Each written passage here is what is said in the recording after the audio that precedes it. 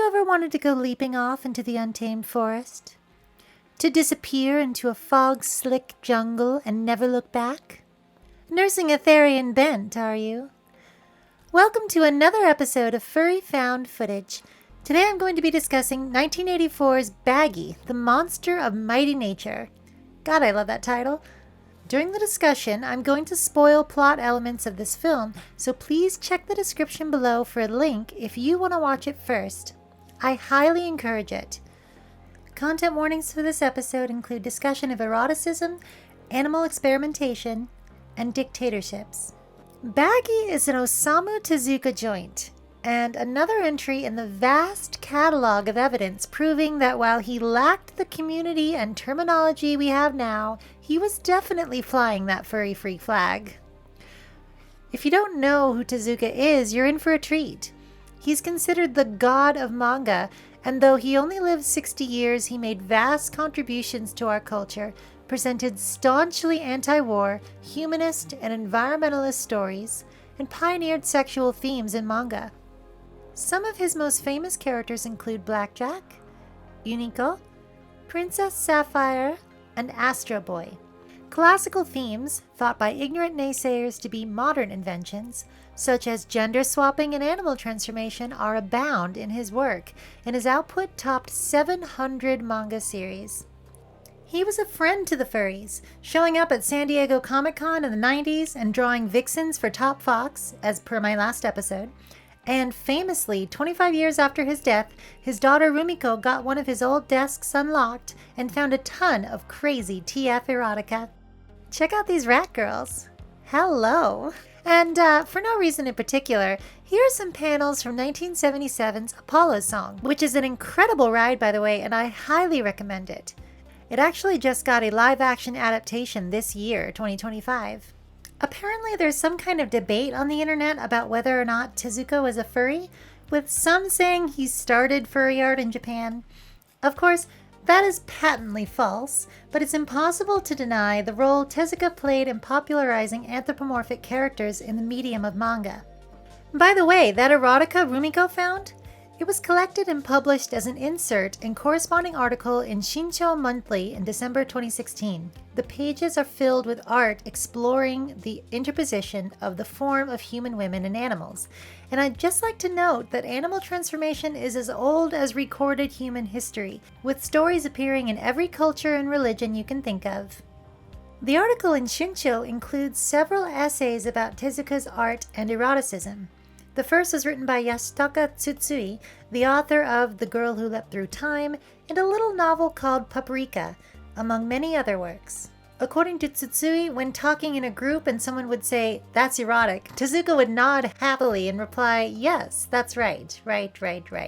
He even mentions that Tezuka was a fan of Betty Boop, a founding example of sex appeal in animated cartoons, and that she was originally a dog woman. This is a nice introduction, but the next essay, entitled Touching My Father's Secret Pleasures, is even more fascinating because it was written by none other than his daughter, Rumiko Tezuka. In her essay, she describes how happy she was to discover this unknown side of her father and wanted to share it with the world. When she posted the pictures on Twitter, she didn't expect them to make such a huge stir and regretted it at first. However, she speculates that her dad must have had fun drawing them. Quote, "Unlike manga meant to be seen by readers, he freely did these drawings, following his own impulses and imagination, for his own purposes, without showing them to anyone. I can imagine the fun time he must have had drawing these." End quote. I think every artist has things like that, and so does every writer. Everyone who creates needs to create privately in addition to publicly. I think it's adorable that at the close of the article, Rumiko responds to someone's comment from Twitter saying that if Tezuka was alive, he'd be freaking out that his daughter had found his erotica and shared it with the world. She says, quite tongue-in-cheek, quote, "I'm going to get punished for being naughty again. Sorry, Dad." End quote. It's nice to see that everyone is so good-humored about all this. Another article entitled The Allure of Metamorphosis was written by Shohei Nakajo, a Japanese scholar of French literature and a film critic. He takes the position that the images were the pure crystallization of Tezuka's manga, not meant to sell copies of books, that they are not full of voyeuristic intention and depictions of intercourse like shunga, and finally that they were labeled erotica by others, not by Tezuka himself. They combine line and motion to communicate movement the way only drawings can. He goes on to say of the images of rat women that they represent, quote, the syncretism of a human woman and a rat, end quote. He acknowledges that transformation from human to rat appears in Tezuka's work, like in 1971's 100 Tales, an adaptation of Goethe's Faust. When the devil, represented by a female monster named Sudama, which is a name for a mischievous spirit in Japanese folklore, transforms into a mouse in front of the main character, she tells him to look the other way. Nakajo says this is Tezuka acknowledging the erotic value of metamorphosis. He includes a quote from a Tezuka interview. I feel the eroticism in anything that moves, anything that has movement. Even in shapes, for example. When a cloud changes from one shape to another, I feel a sense of eroticism in the process of that change. You could say I started making anime to explore this. Well, there you have it. I posit that Tezuka was a furry and that he apparently enjoyed metamorphosis, including from human to animal and back again. But I use furry as an inclusive label, not an exclusive one. I think a larger, more appropriate label for Tezuka would be that he had a thing for manga, motion, and shape. For drawing, the guy was practically the elemental personification of drawing after all. Now that you're armed with this background of Tezuka, let's take a look at Bagi, shall we? Wait, that's Bagi, Boss of the Earth, Tezuka's 1975 manga about an orphan jaguar who develops a friendship with a boy in the South American jungle. I'm talking about Bagi, the monster of mighty nature, Tezuka's 1984 film about a genetically engineered anthropomorphic feline who develops a friendship with a boy in the South American jungle. Perhaps a bit of inspiration adaptation there? Let's talk about the plot, shall we? Bagi! First of all, Bagi is pink. There's no reason for her to be pink. She just is. Just like me, right? I made my character in 2002, pink hair and all, because I grew up watching anime. Imagine my surprise when, 15 years later, people compared her to a Tumblr stereotype because of that hair. Loving pink is a powerful statement because it opens you up to so much criticism from people who see femininity as a negative and anything feminine as something to be avoided and derided. The things girls and women like have always been viewed with derision by our culture of patriarchy, which, come to think of it, is really just more of the classic, fragile male, I swear I'm not gay, bro, mentality. Even women buy into this, turning their noses up at anything frilly because they see it as hindering them, turning them into stereotypical objects in a man's world. Well, I'm here to say that femininity is A, broader than most people think, and B, something to be celebrated even at its most traditional and its most unconventional. When I first joined the furry fandom, I could count the number of other women I knew on one hand, and I think that influenced a lot of popular beliefs in the fandom. I'm happy to report that's changed now, but we're still working through our past and, frankly, our present. This is the long way to say that creatures can just be pink. Chill. Bagi is a genetically engineered cat-human containing both human and feline DNA. One of the earliest sequences in the film is about the protagonist, Rio, receiving this cute orphan kitten with shiny eyelids and watching with amazement as she develops like a human toddler and does things cats don't do. Rio and Baggie become friends, but tragically she eventually has to leave and disguise herself as a human girl, wandering in search of more creatures like her. Years later, she reunites with Rio, who has become a biker punk. Ryo Ishigami, doubtless due to his tragic separation from Bagi, has turned into the Japanese shorthand for a societal delinquent circa 1980. In the 1970s, the Bosozoku biker subculture began to solidify, with memberships in these biker gangs growing to a peak in 1982, 2 years before Bagi first aired on Nippon TV. Bosozoku were known for mass gatherings, biker convoys, and violence. Oh, and also insanely cool custom motorcycles. After Ryo's gang attempts to hassle a pedestrian, she reveals herself as the beast she is,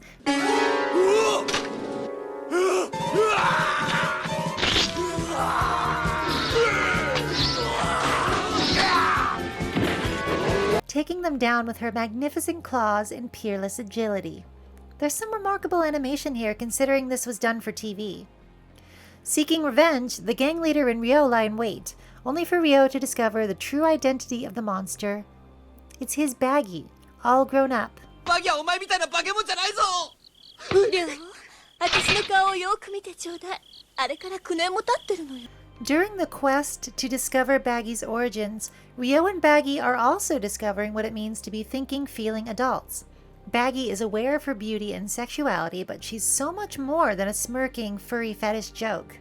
She is powerful, both agile and strong, armed with claws, and even capable of a form of hypnotizing mind control. Little separates her from the superheroes people worship other than her feline features. When a Whedonista Marvel woman does it, it's badass, but when a pink cat does it, it's furry cringe? You still think you're the only monster on the team? Give me a break. Ryo's disaffected but open-minded nature is contrasted early in the film with sequences of him 5 years later, hardened and in pursuit of something, randomly shooting innocent spiders for no reason. He's definitely accumulated some pain, but we're left to wonder about the circumstances. I'd just like to say that Baggie has some incredible fits in this film, notably the red biker suit with the helmet that perfectly accommodates her pretty little snout. Her standard attire is this weird latex one piece that doesn't really make any practical sense, other than that it allows the camera to go directly under her tail.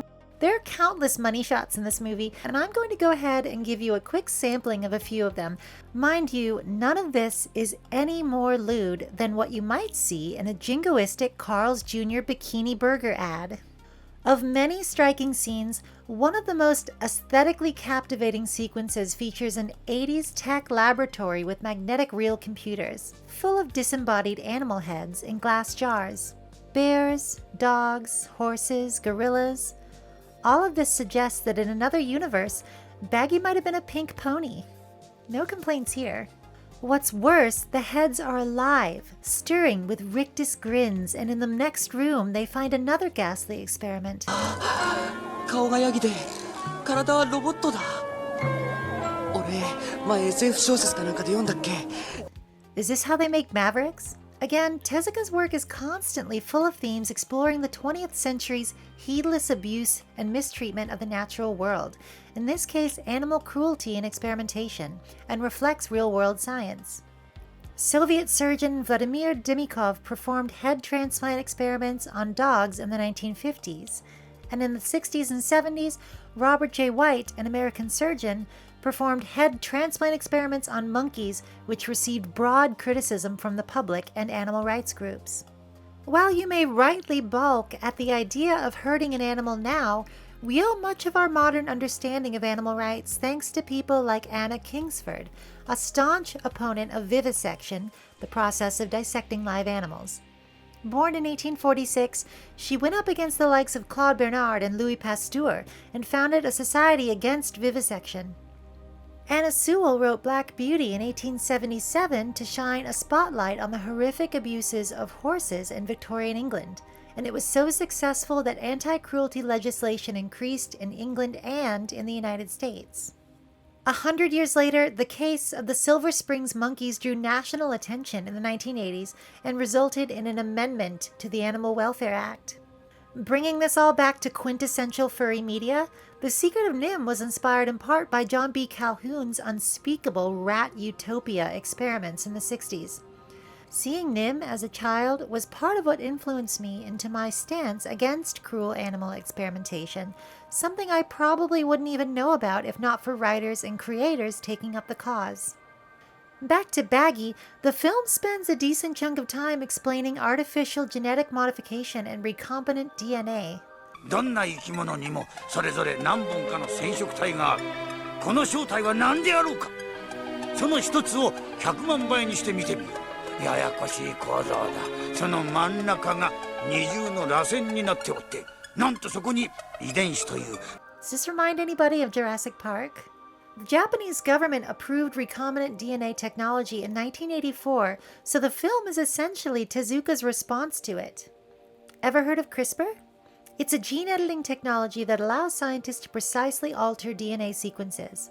If you live in the same world I do, it's obvious that tech like this can be used to make the world worse for most of us regular people and better for the elite. Whenever some new technology is developed, the argument is always that it's not ethical or unethical in and of itself, and all that depends on how it's used. But how do you think such technology will be used in a world ruled by money where ignorant racists and old men playing empire control everything? When Bagi and Rio interrogate the laboratory chief, he reveals that Ryo's mother, Professor Yoko Ishigami, is responsible for all the experimentation, from Bagi to killer plants to giant rice. What kind of engineered animal is Bagi anyway? Well, between her mother's appearance and the fact that the Japanese track refers to her as an America lion, when we translate that, we get a cougar. So there you have it. Bagi is a human-cougar hybrid. Rio and Baggie agree to head to Monaca, a make-believe South American country ruled by a strongman dictator, to put a stop to his mother's work. On the way, Baggie is assaulted by the same evil monster plants from the lab and, oh. Okay,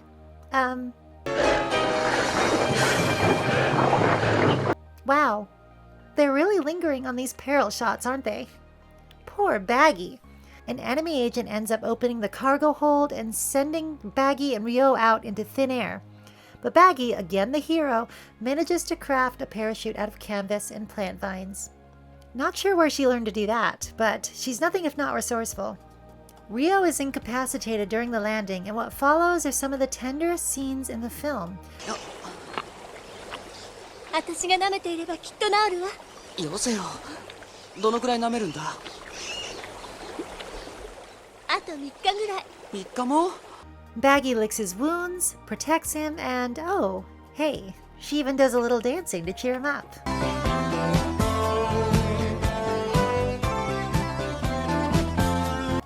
And doubtless the audience. I really respect that the film takes the time to show Baggie being nurturing and sweet in contrast to all the high-energy action scenes. Despite fighting like a superhero, she has a soft side, embodying traditionally feminine traits as much as she does masculine action hero ones. Rio spends so much of the movie being a completely helpless bystander, while Baggie does all the difficult work. While it's a different dynamic, these two remind me of Ashitaka and San in Mononoke Hime, another movie with environmentalist themes. It's almost like post-war Japanese dudes had something in common. But it's not all twilight licks and dance numbers. It isn't long before Colonel Sato abducts Baggie and Ryo. Look at this dude. He's the exact kind of guy the American right is idealizing. Essentially a large child in a costume covered with medals he didn't earn, who spends all his time stealing and mass murdering civilians. After Sato takes them into custody, Ryo awakens with his mother, Professor Ishigami, reassuring him. よかった、気がついて。じゃあここはクカラチア研究所かい？そうよ。チキショー、やったぜ。ついにゴールインだ。She then casually explains she's having Baggie killed and preserved as a sample. ああ、あの実験動物ね。よく連れてきてくれたわね。あれはすぐ殺して標本にするわ。なんだって！Not to shoehorn a queer reading onto everything, but casual cruelty is the law of the land right now, and I can't help but feel seen by this willful lack of understanding from someone who is supposed to be intelligent. All STEM, no humanities in her background. Rio wants her to come back to Japan with him to be his mother, but she's not having it. Tezuka then flexes his remarkable ability to use silence and scale to build tension.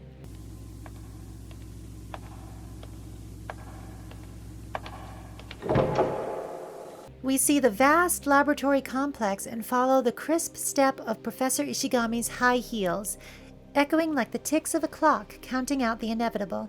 I love, love, love that we get this sudden jolt into fairy tale. Mirror, mirror on the wall, reveal your cat to me, and oh. With Professor Ishigami doing this whole evil queen thing, in English no less, revealing a tranquilized and fly-papered Baggie.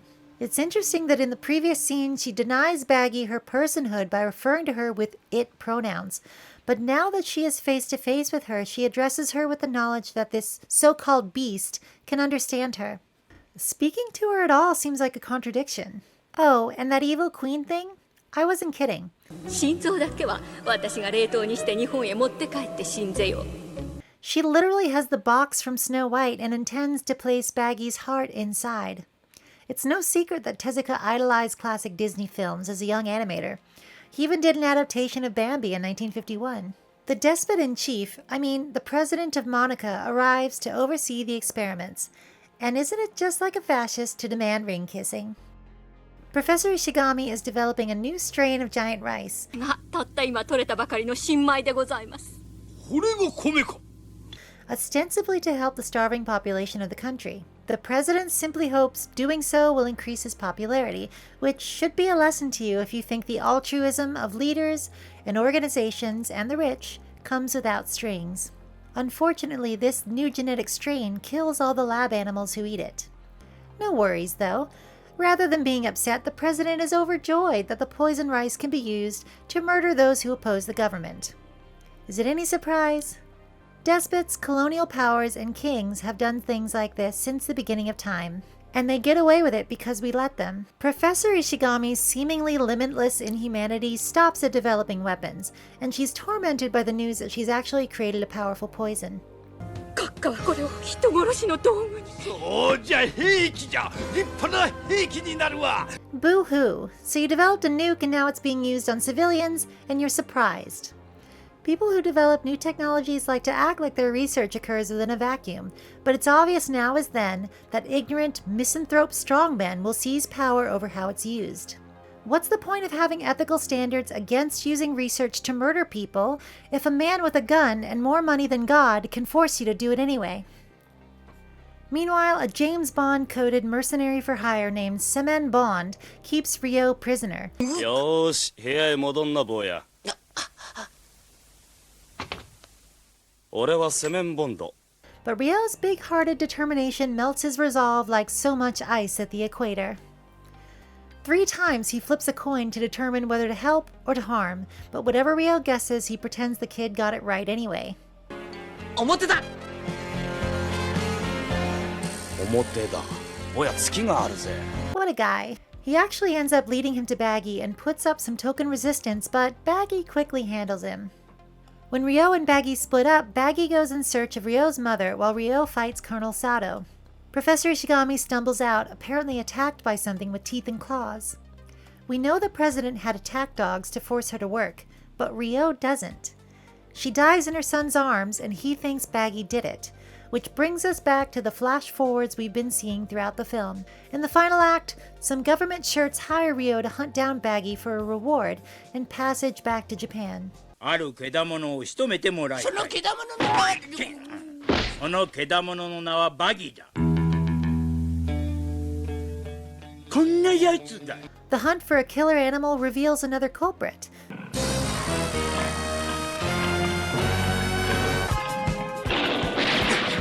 So Baggy is at last confirmed to be innocent of rampaging across the country.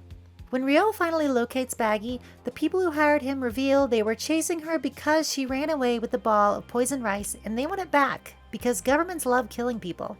バギーは猛毒兵器のライスボールを持って逃げたのよ。ライスボールを取り戻して大統領に献上せにゃならんわに。Baggy dispatches the enemies and has a standoff with Rio. よくもおふくろを殺しやがった。 But despite losing much of her human intelligence, Baggy can't hurt the one she loves.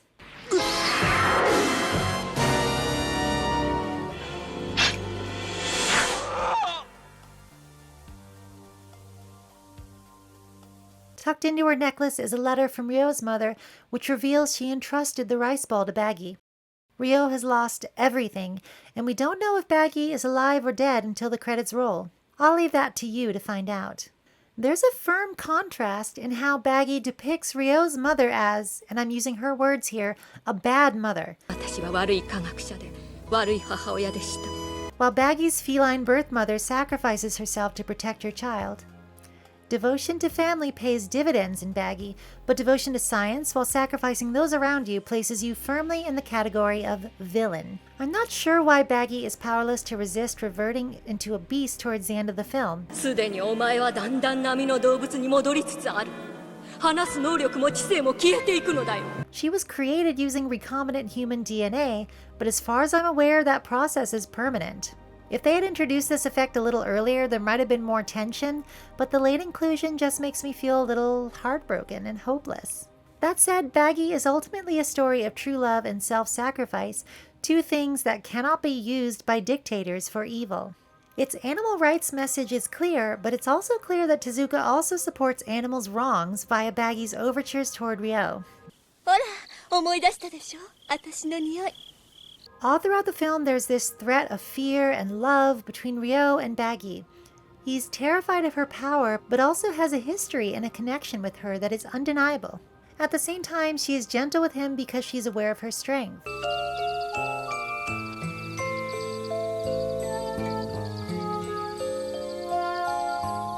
She has a profound admiration for Rio as the only person who never treated her poorly. The first time she uses her powers of hypnosis in front of him, he's afraid that she'll use them on him. 俺も催眠術で操るのかい？そんなことすると思って。あなたは私のこの世でたった一人のお友達なのよ。 But Bagi is hurt by the lack of trust. That's when it becomes obvious how much she loves him. Rio never puts the moves on her. He's rather passive in that regard, but Bagi has agency in that she does what she wants when she wants. I love that for her. It's just a pity that the only other prominent female character in this film is the villain. Oh well, at least it's named after her. Tezuka may have a heavy hand when it comes to drama, but hey, it was the 80s. What's the harm of a few dozen undercarriage angles? おい、やめろ！俺のシャツだぞ！お洗濯してるの。破けちゃうじゃないか！ That's about all I have for today, but if you want to call yourself a furry, I really recommend checking out Bagi. It's one of the pieces of furry media, and it's gone kind of forgotten by the fandom at large. Tezuka's style is endlessly charming, and I think you'll find something to like if you check it out. Once again, I would like to thank my wonderful Laserdisc Patreon supporters. For only $5, I will hunt your name across the savannah, and when I find it, I will say it aloud on my YouTube channel. So thank you, Ferret Fire, Butt Stallion, Starlight Prancer, Nobody24, Iris J, Aldraki, Pathy Red Toner, Dr. J, PhD in Moon Bunnies, Felis Rin, Warbird, Carrot Azurdi, Kaosu, Jimbo Husky, Tosca, Clotzilla, Neon Taper Guts, Kadath, Dwarnassus, Chronoflash, Dominic Foxley, Victor the Mewtwo, Kilbaro Khan, JF, Dylan Opossum, Alex McFall, Joe the English Otter, Silly Scotty Dog, Kooky Trails, Plexel, Stubadub, Crown, Norman Whitetail, Goddle Drury, Princess Isabella, Vera Lycaon, and Miorja. By the way, these names are said in order of how long they've been subscribed to my Patreon, so do with that information what you will. Ta-ta for now, and support pink characters.